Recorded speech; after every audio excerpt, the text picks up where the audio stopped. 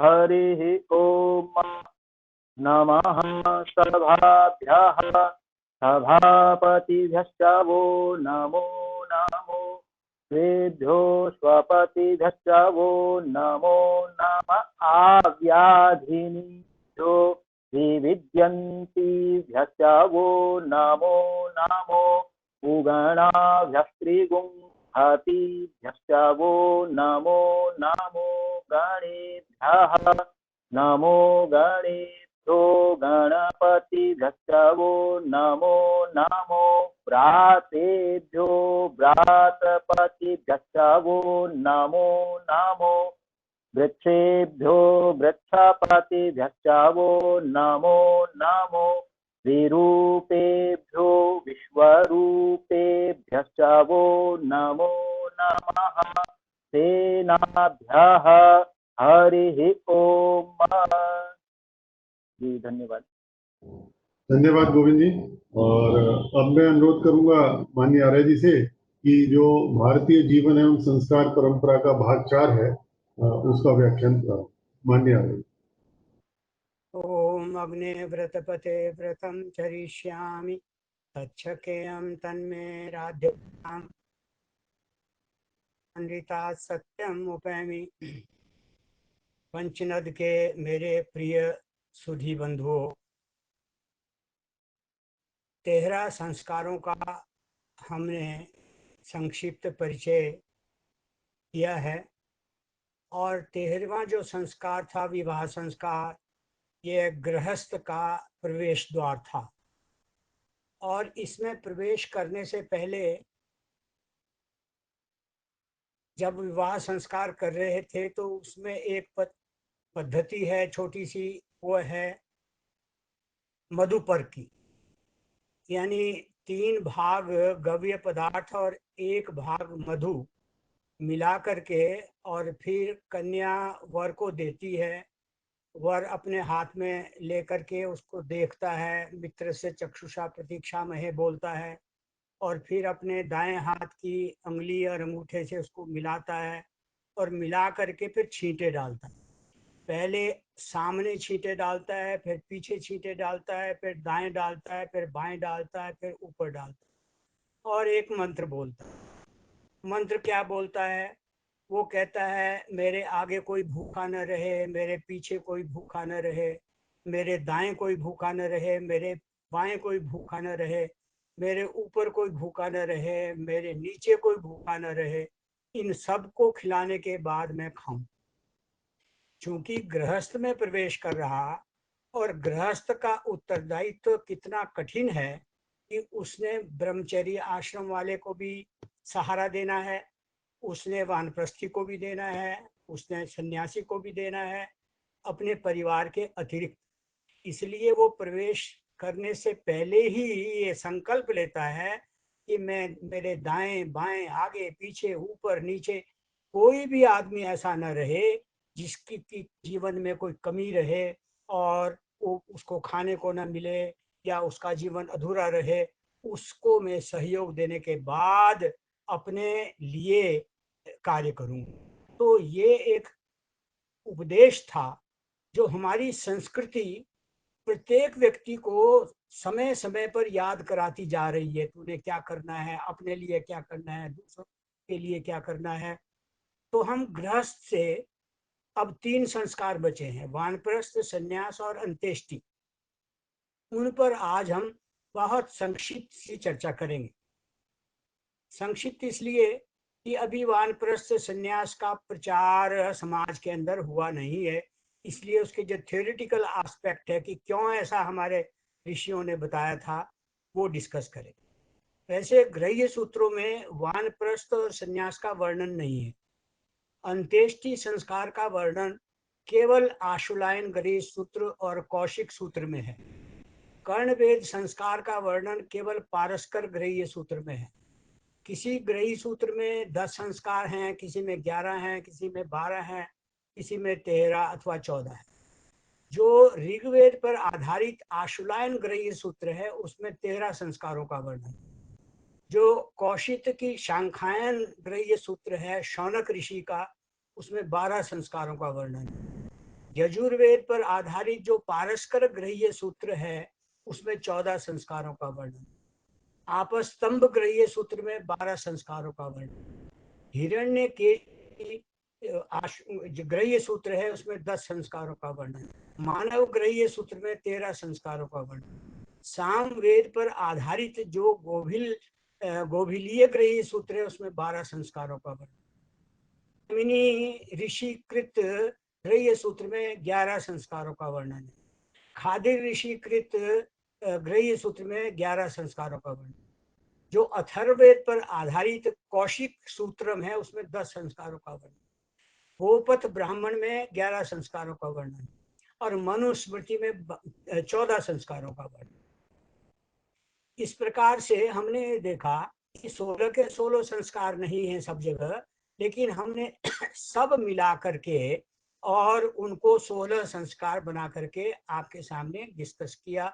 इसमें से 13 हम डिस्कस कर चुके हैं और 14, 15 और 16वां आज डिस्कस करेंगे। ऋग्वेद में जो वानप्रस्थी है उसको मुनि शब्द से संबोधित किया है, उसमें शब्द है देवेशितो मुनि, मुनि शब्द का वर्णन कि जो वानप्रस्थी है वो एक मुनि है। मुंडकोपनिषद में मुनि शब्द नहीं है, वहां वनी शब्द है, वनी शब्द का प्रयोग हुआ है। वनी का अर्थ है जो वन में रहने वाला।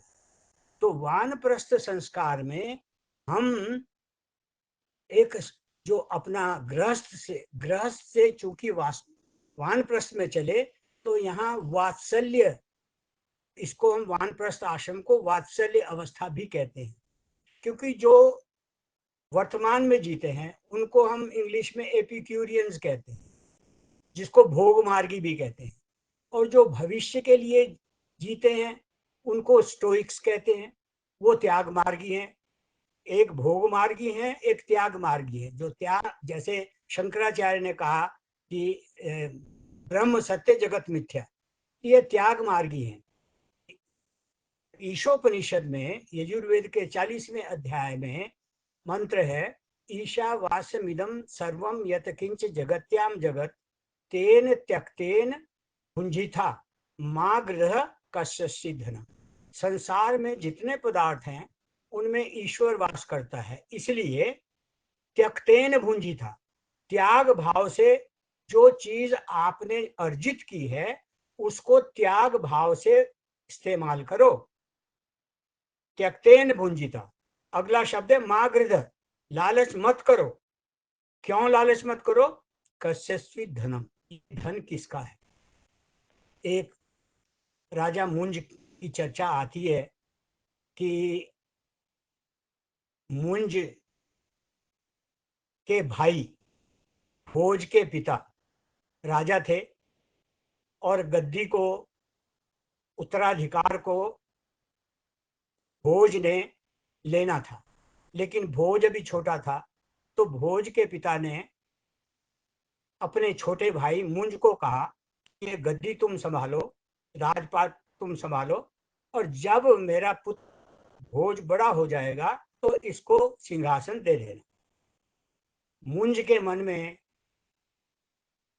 लालच पैदा हुआ, उसने सोचा कि अगर इस गद्दी को मैं ही संभालूं तो कितना अच्छा हो। उसने अपने सेनापति को कहा कि इसको ले जाओ और वध कर दो। सेनापति जंगल लेकर के गया, लेकिन वो उसका वध नहीं कर पाया। भोज ने पूछा क्या बात है, चिंतित क्यों हो, परेशान क्यों हो? तो सेनापति ने कहा मुझे आदेश हुआ है आपका वध करने का। तो भोज ने कहा आज्ञा का राजाज्ञा, लेकिन मेरा एक संदेश चाचा मुंज को दे देना। और संदेश उसने पत्ते पर लिख करके दिया। इस पृथ्वी पर भगवान राम हुए, भगवान कृष्ण हुए, महर्षि दधीची हुए, विद्वान हुए, बलवान हुए, धनवान हुए, लेकिन ये पृथ्वी किसी के साथ नहीं गई। चाचा मुंज, ऐसा लगता है कि तू इस पृथ्वी को अपने साथ लेकर के जाए। तो ये भावना जो है कि ये परिवार मेरा, ये घर मेरा, ये संपत्ति मेरी, ये धन मेरा, ये ऐश्वर्य मेरा, ये व्यक्ति को कहीं का नहीं रखता। इसलिए ईशोपनिषद ने कहा कि त्यक्तेन भुंज, त्यक्तेन भुंजिता, त्याग भाव से प्रयोग में ला, ये संसार जो है साथ नहीं जाएगा। हमारे यहाँ दुख के 5 कारण बताए हैं, और जो दुख व्यक्ति को, दू का अर्थ है बुरा और ख का अर्थ है इंद्रिय। जो इंद्रियों को बुरा लगे वो दुख है, और जो इंद्रियों को अच्छा लगे वो सुख है। तो दुख के कारण क्या है? अविद्या, अस्मिता, राग, द्वेष, अभिनिवेश आदि 5 क्लेशा, ये 5 कारण हैं जो दुख का कारण बनते हैं। अविद्या, अस्मिता, राग, द्वेष, अभिनिवेश। तो उन पर फिर किसी दिन चर्चा करेंगे। यहाँ तो हम सिर्फ आश्रम की बात कर रहे हैं, क्योंकि हमारी संस्कृति मनुष्य को पहले प्रवृत्ति में डाला, भोग में डाला, लेकिन भोग से त्याग की ओर ले जाना है, प्रवृत्ति से निवृत्ति की ओर ले जाना है, प्रेय से श्रेय की ओर ले जाना है, वर्तमान से भविष्य की ओर ले जाना है। ये जो 4 आश्रम हैं, ब्रह्मचर्य, गृहस्थ, वानप्रस्थ, संन्यास, ये क्या है? ये जीवन यात्रा के 4 पड़ाव हैं। 4 पड़ाव हैं। गृहस्थ एक आश्रम है, एक पड़ाव है, एक सराय है, जिसको हमें छोड़ना है। ये हमारा गंतव्य नहीं है, हमारा लक्ष्य नहीं है। ये केवल उस लक्ष्य तक पहुंचने का कोई नहीं। आप किसी सराय में ठहरे हुए हैं, और सराय में आपने 7 दिन के लिए ठहरना था, तो 8वें दिन जो सराय वो आपको कहेगा, भाई आपके 7 दिन हो गए, आप कृपा करके जाइए। आप नहीं जाना चाहेंगे, फिर वो कहेगा जाइए। अगर आप फिर भी नहीं जाएंगे, पहले इशारे से बताएगा, संकेत नहीं मानोगे तो धक्के से निकाले। देखिए, मैं रोहित जी के घर गया और मैंने देखा इनके शेल्फ के ऊपर एक बहुत अच्छी किताब पड़ी थी, और मैं उस किताब को ले आया। मैंने कहा था इनसे कि मैं पढ़ के वापस कर दूंगा। 1 महीना हुआ, 2 महीने हुए, 6 महीने हो गए। अब रोहित जी को लगा कि भाई मेरी किताब वापस नहीं आई, तो मैं इनको मिला पंचनद की मीटिंग में, तो इन्होंने कहा आर्य जी मेरी किताब। तो मैंने कहा किताब तो अभी मैंने पढ़ी नहीं। 6 महीने बाद फिर इन्होंने कहा मेरी किताब। तो मैंने कहा कि भाई बात यह है, किताब मेरे से कोई ले गया था और उसने वापस नहीं दी। एक दिन मेरे घर आ गए, और घर आए देखा मेरे शेल्फ पे वही किताब पड़ी हुई थी। तो इन्होंने वो किताब उठा ली और ले गए। अपनी किताब, इनकी किताब थी, ले गए। तो चूंकि मैं चाहता था ये किताब मेरे पास ही रहे, तो मुझे दुख होगा, मुझे दुख हुआ। 2 पेरेंट्स हैं, माता पिता हैं। एक अपने बच्चे को इसलिए पाल रहा है, शिक्षित कर रहा है कि बड़ा होकर के ये मेरा सहारा बनेगा। दूसरा इसलिए कर रहा है कि मेरे ऊपर पितृ ऋण है, उस ऋण से उऋण होने के लिए मैं इसको शिक्षित, दीक्षित और योग्य कर रहा हूं। अब दोनों बच्चे बड़े हुए और दोनों बच्चे नालायक निकले, तो किसको दुख होगा? उसको दुख होगा जिसने ये अपेक्षा लगाई थी कि ये बड़े होकर मेरा सहारा बनेगा, मेरी लाठी बनेगा, और वो नहीं बना। दूसरे को नहीं होगा, क्योंकि उसने कहा मेरा कर्तव्य है कि मैं इसको शिक्षित करूं। अब ये क्या करता है, ये इसके ऊपर। अब मान लीजिए कि दोनों व्यक्ति, दोनों के पुत्र लायक निकल गए, तो किसको हर्ष होगा? उसको नहीं होगा जो दिन गिन रहा है, अब ये बड़ा हो गया, अब ये इतने दिन रह गए, उतने दिन रह गए, उसको नहीं होगा। उसको होगा जिसने एक्सपेक्ट नहीं किया था। एक आदमी से आपके पास पैसे आने हैं, और आप प्रतीक्षा कर रहे हैं, अब 1 महीना, अब 1 हफ्ता रह गया, अब 3 दिन रह गए, और कल वो मेरे पैसे लेके आए। एक दूसरा आदमी है, उसको घंटी बजाते हैं और कहते हैं आपकी 5 लाख की लॉटरी मिली। तो किसको हर्ष होगा? जिसको अप्रत्याशित रूप से मिला, जिसने आशा नहीं लगाई थी, जिसने एक्सपेक्ट नहीं किया था। तो ये जीवन यात्रा का जो गृहस्थ का पड़ाव था, उसको छोड़ने के लिए यदि आपको आपके बच्चे कहेंगे मेरा घर छोड़, लात मार के बाहर निकाल देंगे, तो आपको दुख होगा। सास बहू की क्यों नहीं बनती? इसलिए नहीं बनती कि सास हमेशा बहू बनी रहना चाहती है। अरे बहू भी तो कभी सास बनेगी, ये नहीं सोचती। तो वानप्रस्थ जो है ये निवृत्ति की ओर हमें ले जाता है। आराम से घर छोड़ो ताकि आपके घर के अंदर भी किसी प्रकार का भेदभाव पैदा ना हो। तो वानप्रस्थ जो है निवृत्ति का नाम है, त्याग का नाम है, अपरिग्रह का नाम है। अपरिग्रह क्या है? परि का मतलब है चारों ओर, ग्रह का मतलब है चिपटना। परिग्रह का मतलब चारों ओर से चिपटना, और अपरिग्रह पे चारों ओर से छूटना, चारों ओर से छूटना। इसीलिए हम जब भी रोजाना यज्ञ करते हैं तो यज्ञ में कहते हैं इदन्नमम, ये मेरा नहीं है। इदन्नमम, इदम अग्ने इदन्नमम, ये मेरा नहीं है। रोज रोज दिमाग के ऊपर बैठाने के लिए कि मेरे दिमाग में बैठ जाए, इस चीज की हम प्रैक्टिस करते रहते हैं कि हमारी जो प्रवृत्ति है ये निवृत्ति के लिए है, छोड़ने के लिए है, ये मेरा नहीं है। तो वानप्रस्थ आश्रम जो है ये आध्यात्मिकता का केंद्र है। ये हमारी बेकारी की समस्या का भी बहुत बड़ा हल है। आजकल जो आदमी रिटायर होने लगता है, मान लिया 60 वर्ष की रिटायरिंग आयु है अवकाश प्राप्त करने की, निवृत्त होने की, वो कहता है मुझे 2 साल और मिल जाएं। जब 2 साल मिल जाते फिर कहता है मुझे 3 साल और मिल जाएं। ये जो पोस्ट रिटायरमेंट, देखिए आप सर्विस में कब आएंगे ये तो हमें नहीं पता, लेकिन हम सर्विस से कब जाएंगे ये हर आदमी को पता।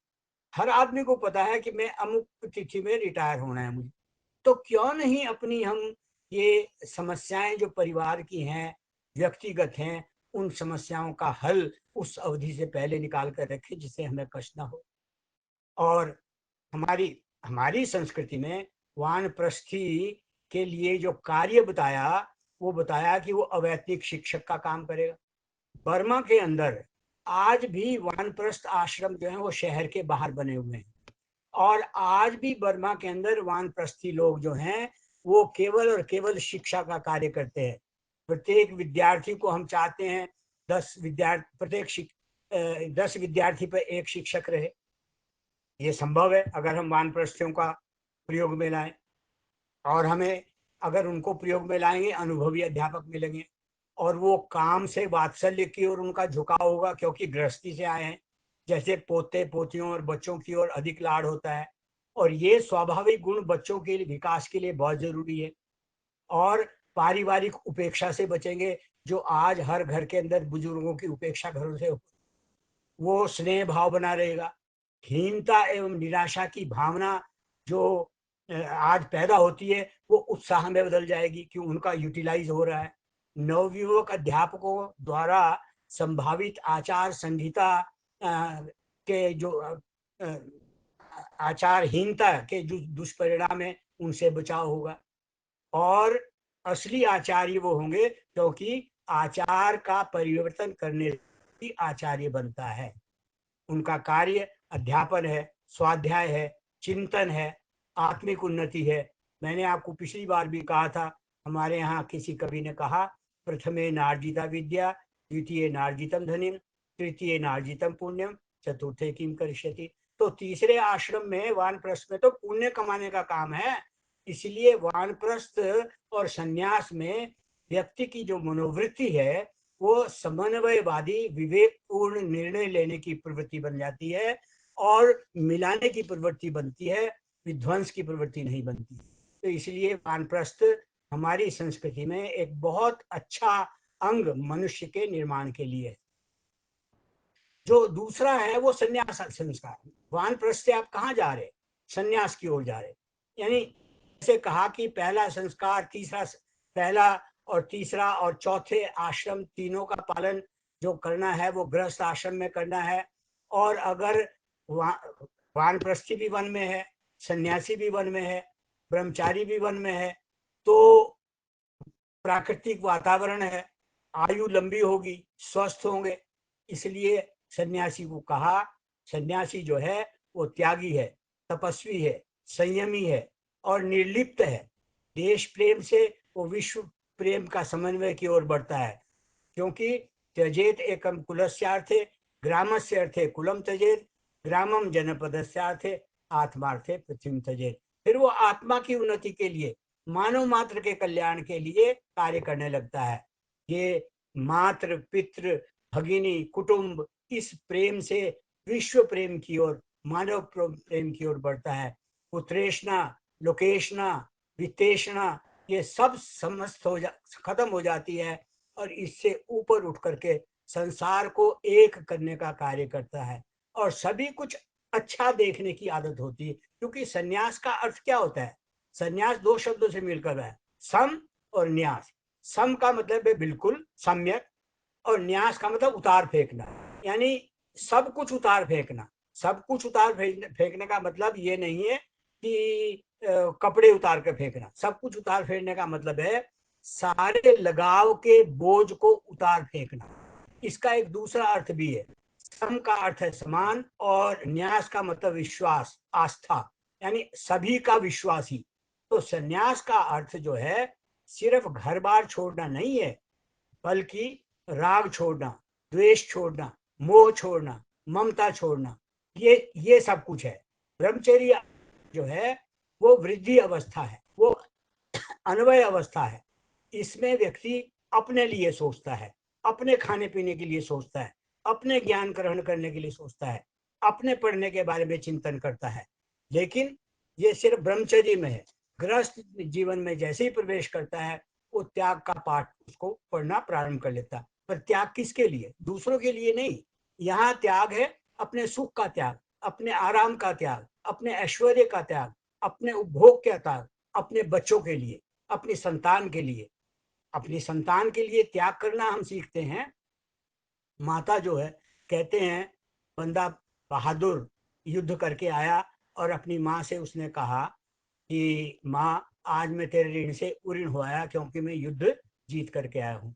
माँ ने कहा बेटा आज मैं तेरे साथ सोऊंगी। उसने कहा माँ मैं अब तो इतना बड़ा हो गया तो मेरे साथ क्यों सोएगी? उसने कहा नहीं, माँ के लिए तो बच्चा हमेशा बच्चा रहता है जितना मर्जी बड़ा हो जाए। वो सो गए। वो तो बंदा बहादुर युद्ध में लड़के आया था, थका हुआ था, लेटते ही उसको नींद आ गई, सो गया। माँ उठी और एक गड़वी, एक लोटा पानी का भर के लाई और बिस्तर पर उलेट दिया और उसकी नींद खुल गई और वो गुस्से हो गया। कहने लगा कि बा तूने बिस्तर गीला कर दिया, मुझे सोने नहीं दिया। तो माँ का उत्तर था बेटा जब तू दाईं ओर पेशाब करता था तुझे बाईं ओर कर लेती थी, खुद दाईं ओर हो जाती थी, और जब तू बाईं ओर भी कर लेता था तो तुझे अपनी छाती पे सुला लेती थी। खुद हमेशा गीले में सोई, तुझे सूखे में सुलाया। आज तू जरा सी बात पे कहता है मैं मातृ ऋण से उऋण हो गया। मातृ पितृ ऋण से उऋण होना इतना आसान नहीं है। इसलिए पिता माता ये त्याग करते हैं, अपनी संतान के लिए त्याग करते हैं। इसलिए जो हम गृहस्थ को कहते हैं, जो गृहस्थ है ये परिपाक अवस्था है, ये प्रतिव्यय अवस्था है। गृहस्थ में सेवा का पाठ पढ़कर जब वानप्रस्थ की ओर जाते हैं तो समाज का भाव तीव्र हो जाता है और संन्यास तक पहुंचते पहुंचते ये त्याग, ये सेवा भावना अपने चरम शिखर पहुंच जाती है। जो वैदिक सन्यासी है, ये मत समझना कि जैसे आजकल के सन्यासी खाली घूमते हैं और भीख मांग कर खा के गुजारा करके पड़े सोते रहते हैं, नशा करते हैं। वे वैदिक सन्यासी, आर्य संस्कृति का सन्यासी, हिंदू संस्कृति का सन्यासी सब कुछ कर सकता है, किंतु खाली या निकम्मा कभी नहीं बैठ सकता। क्योंकि ऋषि मुनियों ने चारों आश्रमों का नाम ही आश्रम रखा है कि में आ श्रम करें, वानप्रस्थ में आ श्रम करें, संन्यास में आ श्रम करें, मेहनत करें। क्योंकि बिना मेहनत के कुछ नहीं है। तो गह कर्मसु कौशलम, कर्मों में कुशलता, यही यही योग कहलाता है। इसलिए उसका लक्ष्य हमेशा सर्वे भवन्तु सुखिनः है। क्योंकि अब सन्यासी जो है विश्व नागरिक बन गया। ऋषियों ने आश्रम व्यवस्था को ऐसा बनाया कि एक आश्रम के बाद दूसरे आश्रम में प्रवेश करता हुआ व्यक्ति स्वार्थ की एक एक परत को, एक एक तह को उतारता जाता है, यहाँ तक कि अंतिम आश्रम में पहुंचते पहुंचते उस पर स्वार्थ की एक भी तह, एक भी परत बाकी नहीं बचती। आश्रम प्रणाली इस बात का प्रमाण है कि समाज में स्वार्थ को कम करते करते करते करते इतना कम कर दिया जाता है कि वो स्वार्थ शून्य में बदल जाता है। इसीलिए कहा कि जब सन्यासी 3 ऋणों से सन्यासी को मुक्त कर दिया, वो जो देव ऋण, पितृ ऋण और गुरु ऋण जो है, इन तीनों ऋणों से उसको मुक्त करके और सन्यासी को कहा अब तेरे को यज्ञोपवीत की आवश्यकता नहीं, तब जब सन्यास ग्रहण करते हैं तो यज्ञोपवीत उतार कर अग्नि में डाल देते हैं, क्योंकि उन्होंने कहा सन्यसेत सर्व कर्माणि वेदम एकन सन्यसेत, कि सब कुछ कर्म तुमने छोड़ दिए लेकिन एक काम नहीं छोड़ना, वेद के प्रचार और प्रसार का। तो सन्यासी का मतलब ही यही है कि सन्यासी को अब यज्ञोपवीत की आवश्यकता नहीं है, क्योंकि उसने तीनों ऋणों से अपने आप को ऋण कर लिया है। इस सन्यास के बाद फिर जो अंतिम संस्कार है वो है अंत्येष्टि संस्कार। अंत्येष्टि, अंत इष्टि, जो अंत में हमने संस्कार किया, यानी मृत्यु के पश्चात। अब मृत्यु क्या है? हमारी संस्कृति में ये कहा, मैं गीता को कोट करना चाहूंगा, देहिनो अस्मिन् यथा देहे कौमारे यौवनम जरा तथा देहांतर प्राप्ति धीर तत्र न मुह्यति। ये आत्मा इस शरीर के अंदर ऐसे ही है, ऐसे ही अवस्था बदलती है, जैसे बचपन से युवावस्था आती है, युवावस्था से वृद्धावस्था आती है, वृद्धावस्था से मृत्यु के बाद नया जन्म आता है, फिर बाल्यकाल प्रारंभ हो जाता है। यह एनम वेत्ति हंतारम यश्चैनम मन्यते हतम उभौतो न विजानीतो नायम हंति न हन्यते। जो ये कहता है कि ये आत्मा मारती है, जो ये कहता है कि ये आत्मा मरती है, उभौतो न विजानीतो, वो दोनों नहीं जानते, क्योंकि ये आत्मा ना मारती है ना मरती है।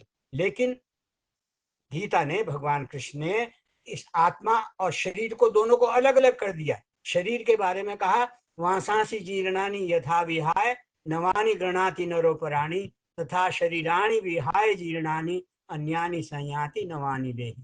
जैसे व्यक्ति के कपड़े फट जाते हैं, पुराने हो जाते हैं, वो उतार करके और नए वस्त्र धारण कर लेता है, इसी प्रकार ये शरीर भी जब वृद्ध हो जाता है तो ये इस शरीर को छोड़ करके ये आत्मा जो है नया शरीर धारण कर लेती है। इसलिए जातस्य ही ध्रुव मृत्यु ध्रुवम जन्म मृतस्य च तस्मात् परिहार्य अर्थे न त्वं शोचितुम अर्हसि। जो जन्म लेता है उसकी मृत्यु निश्चित है, और जो मृत्यु को प्राप्त होता है उसका जन्म निश्चित है। वेद में भी ये बात कही है, जातस्य अहम पुनर्मृत्यु मृतस्य अहम पुनर्जातो नाना योनि सहस्राणि मयोषितानि यानी वे। सहस्रों योनियों में मैं इस प्रकार चलता रहता हूँ। इसलिए गीता कहती है कि अव्यक्त आदिनि भूतानि व्यक्त मध्यानि भारत अव्यक्त निधनाने तत्र का परिदेवना। ये जन्मने से पहले कौन था, कहाँ था, हमें नहीं पता। ये मरने के बाद कौन होगा, कहाँ जाएगा, ये भी हमें नहीं पता। हमें तो उतना ही पता है जितना कि मध्यानि है। तो अव्यक्त आदिनि भूतानि व्यक्त मध्यानि, सिर्फ 20 का हमें पता है। इसलिए हमारे यहाँ जो मरने के बाद शरीर है, जिसको नाशवान हम कहते हैं, नश्वर है, उसको कैसे डिस्पोज ऑफ करें, इस डिस्पोज ऑफ करने को अंत्येष्टि संस्कार कहते हैं। इसका दूसरा नाम दाह संस्कार है। इसको संस्कृत में नरमेध भी कहते हैं, नर याग भी कहते हैं, पुरुष याग भी कहते हैं। यजुर्वेद में आया है, ओम वायुर अनिलम अमृतम अथेदम भस्मांतग्वम शरीरम ओम कृतो स्मर किल्वे स्मर कृतग्वम स्मर। ये शरीर भस्म होने वाला है। मनु जी ने मनुस्मृति में कहा कि शरीर का प्रारंभ कहाँ से होता है, अंत कहाँ होता है। मनु जी कहते हैं निषेकादि शमशानांतो मत्रे यस्योदितो विधि। शरीर का आरंभ निषेक से होता है। निषेक का मतलब है गर्भाधान संस्कार से। शरीर का आरंभ गर्भाधान ऋतुदान से होता है और अंत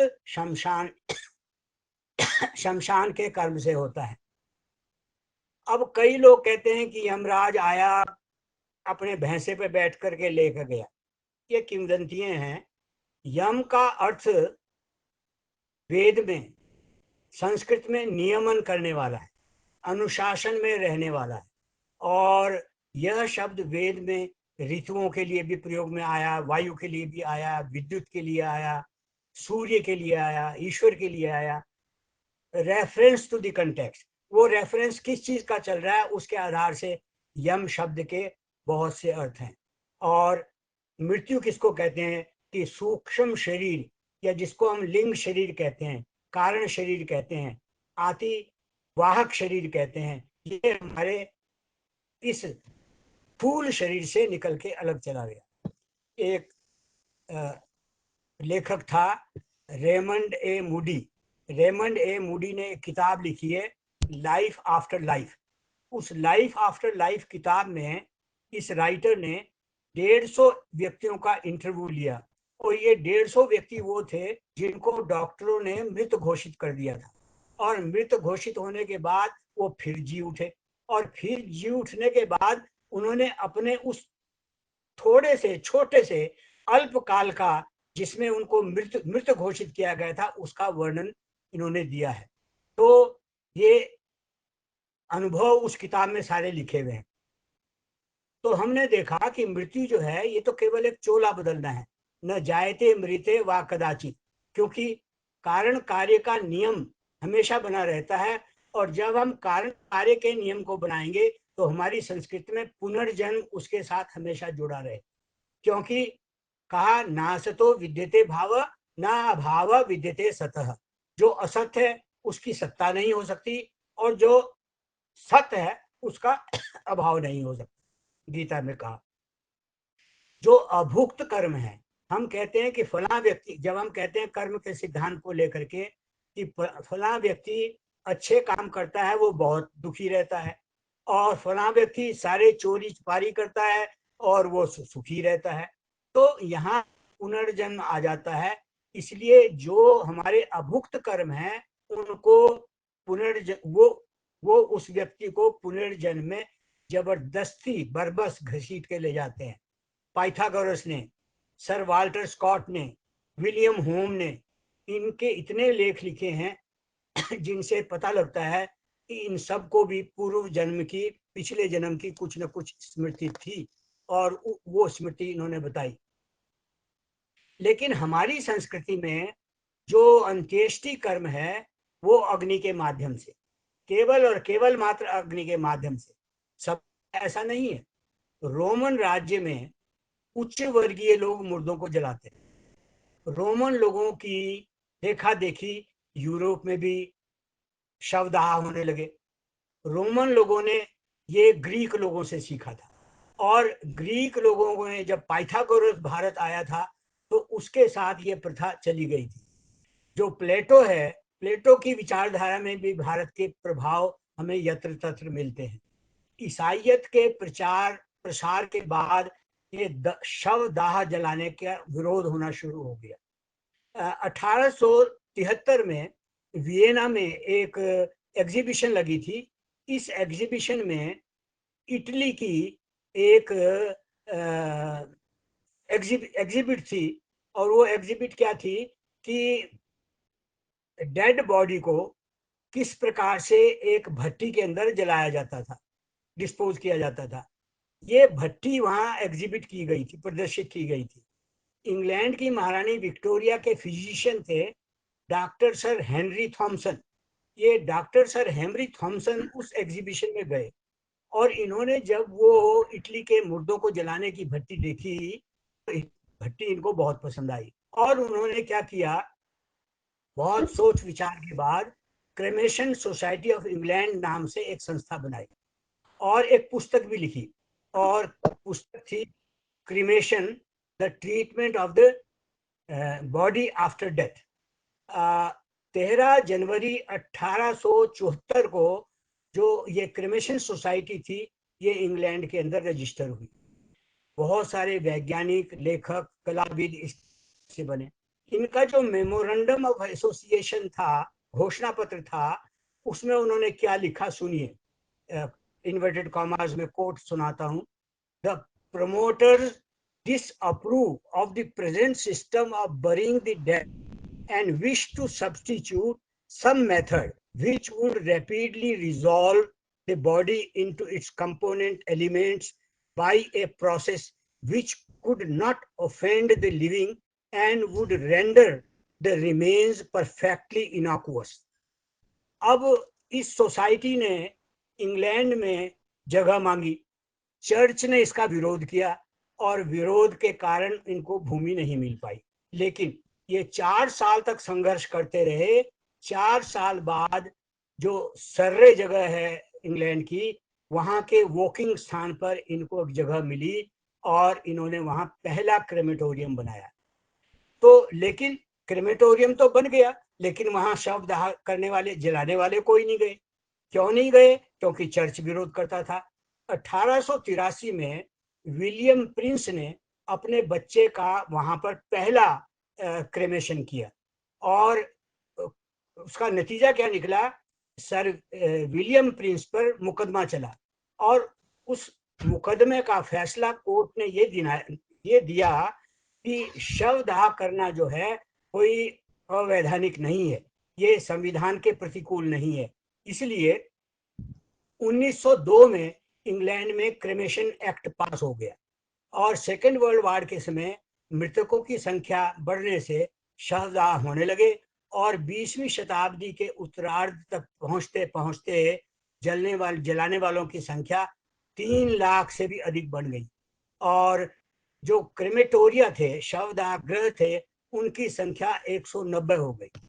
इंग्लैंड की देखा देखी स्कैंडिनेवियन कंट्री में, ऑस्ट्रेलिया में, न्यूजीलैंड में, यहाँ भी 30% मुर्दे जलाए जाने लगे। अमेरिका में शवदाह 1876 में शुरू हुआ। क्रिमेशन एसोसिएशन ऑफ अमेरिका के आंकड़ों की अगर हम माने तो 20वीं सदी के उत्तरार्ध तक अमेरिका में 230 शवदाह गृह क्रेमेटोरिया थे और 1970 में एक वर्ष में 88,000 मृतकों को अग्नि द्वारा जलाया गया। इसी बीच 1937 में इंटरनेशनल क्रेमेशन फेडरेशन की स्थापना हुई, जिसका हेडक्वार्टर जो है लंदन में है और ये संगठन हर तीसरे साल अपनी कांग्रेस करता है और ये शवदाह को प्रमोट करने के लिए अलग अलग कार्यक्रमों पर विचार करता है। तो मतलब ये हुआ, मेरा कहने का भाव ये हुआ कि अंत्येष्टि की जो विधि हमने हमारी पद्धति में हमारे ऋषि मुनियों ने बताई थी, क्योंकि अगर मुर्दों को इकट्ठा करने लगे तो biologically it is impossible, the entire earth will be covered with dead bodies. तो इसलिए हमारी जो विधि थी, वातावरण को, पर्यावरण को सेफ, सुरक्षित रखने के लिए, निरोगी रखने के लिए यही विधि जो थी वैज्ञानिक थी। इसलिए अथर्ववेद में आया, ये निखाता, ये परोक्ता, ये दग्धा, ये चोदिता, सर्वान तान अग्न आ वह पितृन हविषे अतते, कि जो शव को दफनाते हैं, जो शव को जंगल में या नदी में फेंक देते हैं, जो लोग शव को पक्षियों के लिए, जैसे आप जानते हैं पारसी लोग करते हैं, पक्षियों के लिए छत पर रख देते हैं, इन सभी को अग्नि द्वारा हवि रूप में खाए जाने के लिए ले आ, क्योंकि यही सर्वश्रेष्ठ है। और ये सर्वश्रेष्ठ क्यों है? क्योंकि इसके पीछे जो है यज्ञ की परंपरा है। क्योंकि अग्नि में जो चीज जाती है, अग्नि में जो पदार्थ जाता है, उसमें हम स्वास्थ्यवर्धक पदार्थ भी डालते हैं, कीटाणुनाशक पदार्थ भी डालते हैं, और जो अग्निहोत्र है ये वैयक्तिक और सामाजिक वायुमंडल को शुद्ध करता है, वैयक्तिक और सामाजिक रोगों को दूर करता है। आप एक आदमी को दवाई देते हो तो वो ठीक होता है, यज्ञ के द्वारा हम 1000 व्यक्तियों को उसी यज्ञ के माध्यम से ठीक कर देते हैं, रोग के कीटाणुओं को नष्ट करता है और वृष्टि की कमी को दूर करता है। गीता में लिखा है, गीता ने कहा, अन्नाद भवन्ति भूतानि पर्जन्यात अन्न संभव, यज्ञात भवति पर्जन्यो यज्ञ कर्म समुद्भवम, कर्म ब्रह्मोद्भवम विद्धि ब्रह्माक्षर समुद्भवम, तस्मात् सर्वगतम ब्रह्म नित्यम यज्ञे प्रतिष्ठितम। अन्न, इंसान कैसे जीता रहता है? अन्न खाकर। अन्न कहाँ से आता है? वर्षा से आता है। वर्षा कहाँ से होती है? यज्ञों से होती है। यज्ञ में क्या छुपा है? कर्म छुपा है। कर्म में क्या छिपा है? ब्रह्म छिपा है। इसलिए ब्रह्म को प्राप्त करने के लिए नित्य प्रति यज्ञों में प्रतिष्ठित हो, नित्य प्रति यज्ञ करो। और गीता कहती है, यज्ञ शिष्टा सिंसंतो मुच्यन्ते सर्व किल्विषे भुंजन्ते ते त्वगम पापा ये पच्यन्ति आत्म कारणात्। जो यज्ञ शेष खाता है, यानी यज्ञ करने के बाद खाता है, वो अपने सब पापों से छूट जाता है। और भुंजन्ते ते त्वगम पापा ये पच्यन्ति आत्म कारणात्। जो बिना यज्ञ करे खाता है, बिना दूसरों को खिलाए खाता है, स्वयं खाता है, वो सब पापों में स्वयं को लिप्त कर देता है। भुंजन्ते ते त्वगम पापा, वो सारे पापों में लिप्त हो जाता है जो स्वयं के लिए करता है और बिना यज्ञ के करता है। इसलिए शतपथ ब्राह्मण ने कहा यज्ञो वे शेषतमम कर्म। अभी हमने पिछली बार बताया था कि महाराज अश्वपति के पास जब कुछ ऋषि मुनि लोग कुछ ब्रह्म जिज्ञासा लेकर के गए तो राजा अश्वपति ने उनको भोजन सर्व किया, लेकिन उन्होंने कहा महाराज हम ये भोजन नहीं खाएंगे, हम यहाँ किसी और के लिए आए हैं। तो राजा ने सोचा ये मेरा अन्न इसलिए नहीं खा रहे कि मेरा अन्न पाप का अन्न होगा, वो पाप की कमाई से एकत्रित किया हुआ अन्न होगा। तो राजा कहता है न मे स्तेनो जनपदे ना कदरियो न मद्यप नाना हिताग्नि ना स्वैरी स्वैरिणी पता। मेरे घर के अंदर, मेरे देश के अंदर ऐसा कोई घर नहीं है जिसके अंदर यज्ञ की अग्नि कभी बुझती है। यज्ञ की अग्नि कभी नहीं बुझती, सदैव रहती है। ये मेरे देश का, इसलिए मेरे देश में कोई पाप नहीं है, आप मेरे अन्न को ग्रहण कीजिए। ये सारी बातें क्यों की?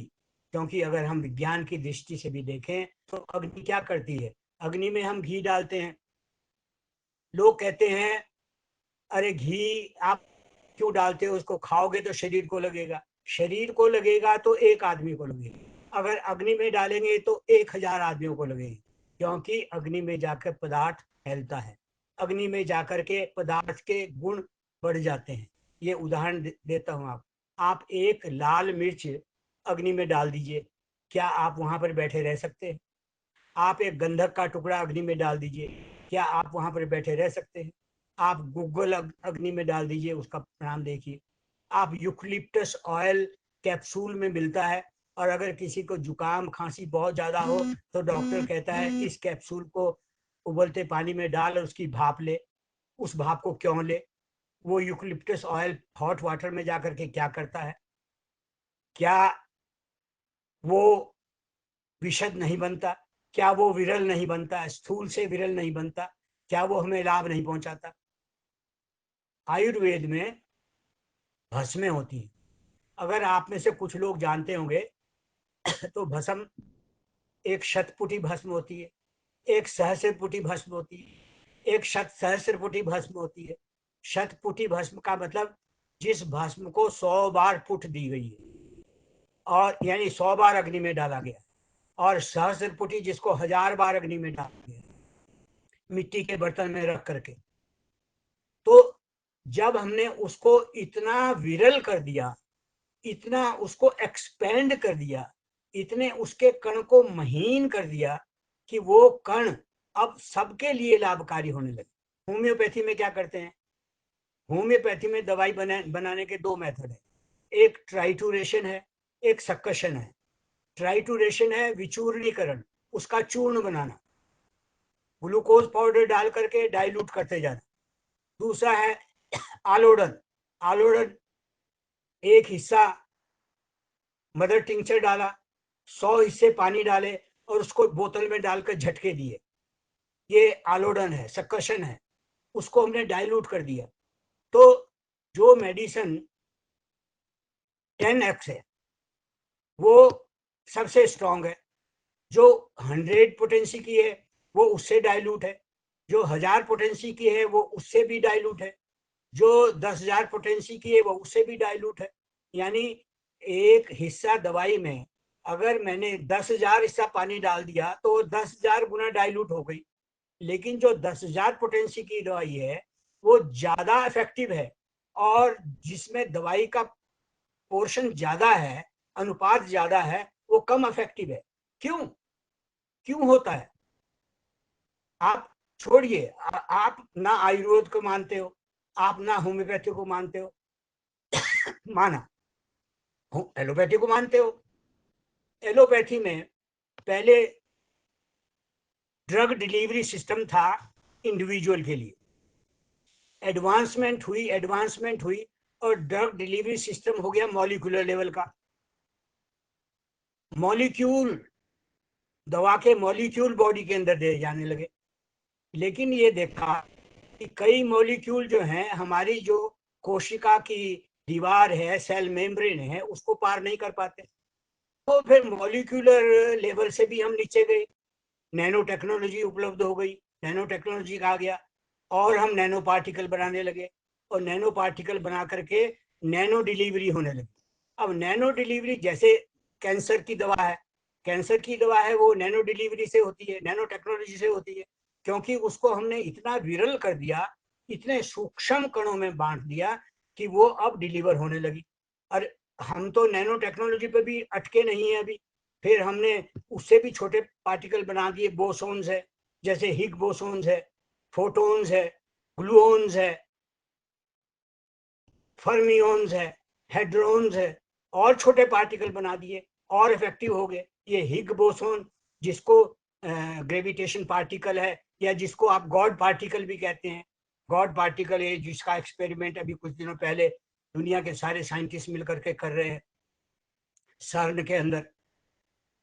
तो मेरा कहने का भाव ये है, अब तो होम्योपैथी भी मानती है, आयुर्वेद भी मानता है, एलोपैथी भी मानती है कि ड्रग डिलीवरी जितना पार्टिकल का साइज छोटा होगा उतना ज्यादा इफेक्टिव होगा। तो हमारे ऋषि मुनि जब यही बात कह रहे थे तो वो क्या गुनाह कर रहे थे? वो यही कहते, अग्निहोत्र में जब अग्नि में चीज जाती है तो अग्नि में चीज जाने के बाद फिर वो इतनी विरल बन जाती है, इतनी सूक्ष्म बन जाती है कि वो शरीर को, समाज के वातावरण को, शरीर के वातावरण को शुद्ध कर देती है, और शुद्ध करने में सबसे ज्यादा समर्थ और सार्थक हो।